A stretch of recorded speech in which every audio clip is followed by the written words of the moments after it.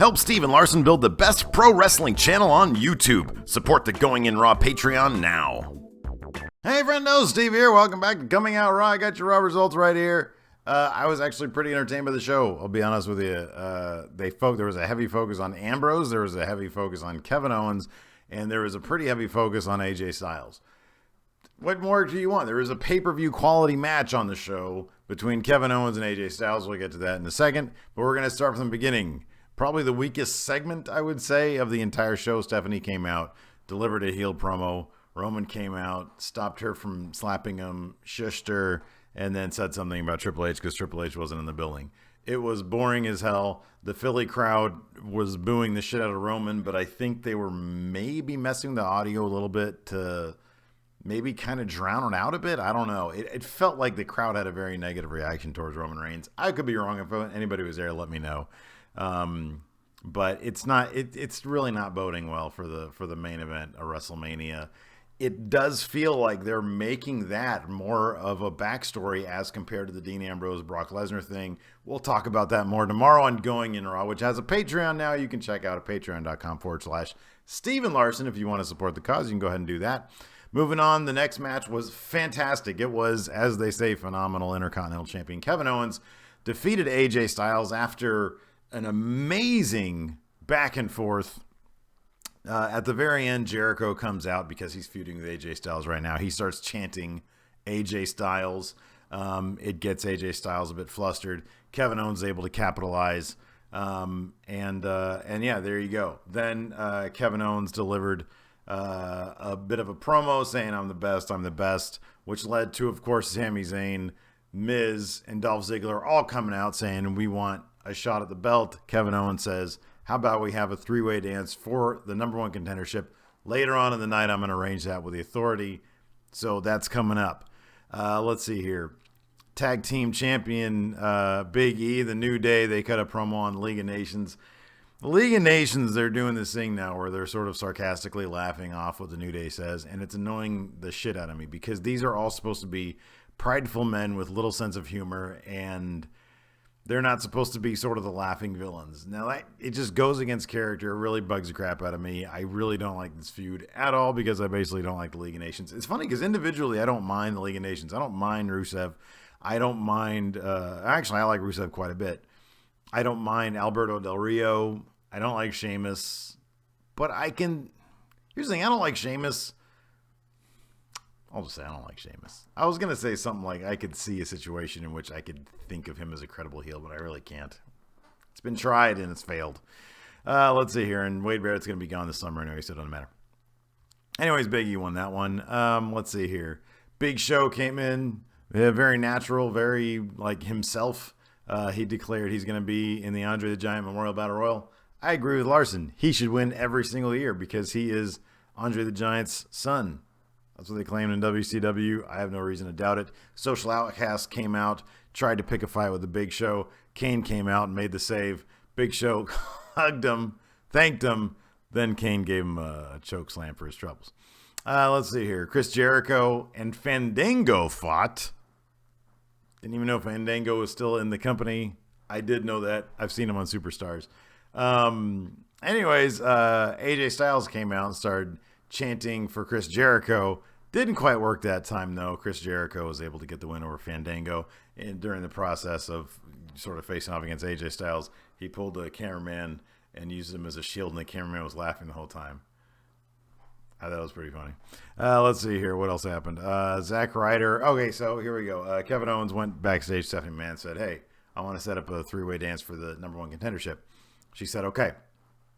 So Kevin Owens comes down to the ring. Again, heavy emphasis on Kevin Owens. Kevin Owens comes down to the ring, calls out the three participants for the three-way dance for the number one contendership.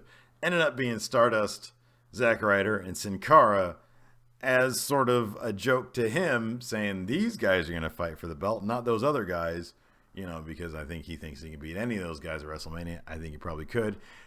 Anyways, that ended in a big fat no contest because Dolph, Sammy, and Miz ended up coming down, confronting Kevin Owens. Kevin Owens ended up getting like Sin Cara or somebody, Zack Ryder DQ'd or something by attacking them.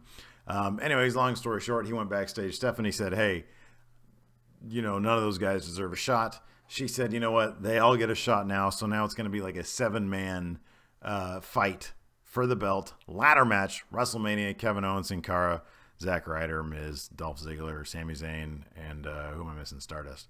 So that should be a lot of fun. That should be a really, really good match. That could be a show stealer for sure.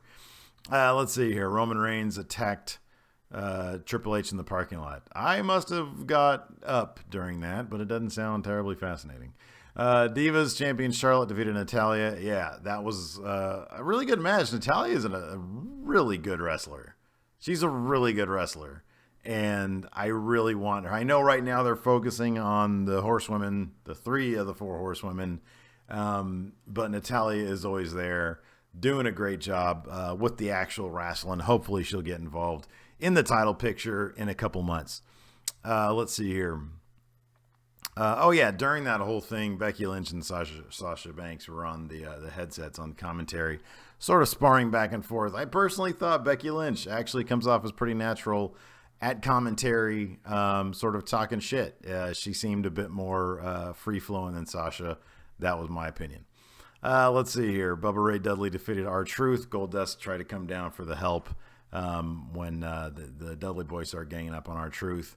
And then the Usos came down to save them. I don't care about any of it. I like R-Truth. I like Goldust. I want to see more skits with them. I want to see them as a team. I want to see the Golden Truth go all the way. I don't care what people say.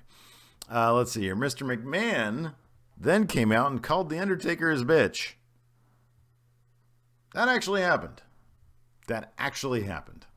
So, and he said that if The Undertaker doesn't win it, WrestleMania, that will be The Undertaker's final match at WrestleMania. In Dan's words, that's it. Drama's over. We know who's going to win. Maybe. I don't know. I'd like to see how The Undertaker responds to being called a biatch by Mr. McMahon. Let's see here. And then the main event, Braun Strowman defeated Dean Ambrose. I know there was a Bray Wyatt promo in there somewhere. I don't know. I guess so. I guess that was setting up this. I don't know. What are the Wyatt family going to do at WrestleMania? I still want to know. I have a feeling. I have a feeling they're going to get involved in the main event in some way. Because I refuse to believe that it's going to be so cut and dry, that it's just going to be Roman winning. I have to believe that maybe the Wyatt family, maybe it's going to be like a new corporate ministry type thing. I don't know. Anyways, in the main event, Braun Strowman defeated Dean Ambrose via disqualification. It was a big scrum. It was a crap finish. Look, it was a crap finish. Dean Ambrose grabbed a chair and started lighting people up. Oh, earlier in the show, also, Dean Ambrose was bequeathed chainsaw by Terry Funk. Sort of a passing of the torch type thing, part 2. All sorts of Twitter tweets coming in to me saying, who's next? Some people want to say Steve Blackman's whole bag of gimmicks of weapons need to be passed on to Dean Ambrose. I think Al Snow's head needs to be passed on to Dean Ambrose. Maybe even the fork that New Jack used to bleed mass transit could be passed on to Dean Ambrose. Any of those will work. Anyways, it was kind of a crap finish, but it still illustrated to me that they are really treating Dean Ambrose versus Brock Lesnar as the main event. It may not go on last, but I think they all know backstage this is the one that people really want to see. This is the money match. Brock Lesnar's a big money player. Dean Ambrose is the hottest babyface right now. So, the fact that it's not for the belt, incidental. To be honest with you, I think it's incidental. So, anyways. There it is.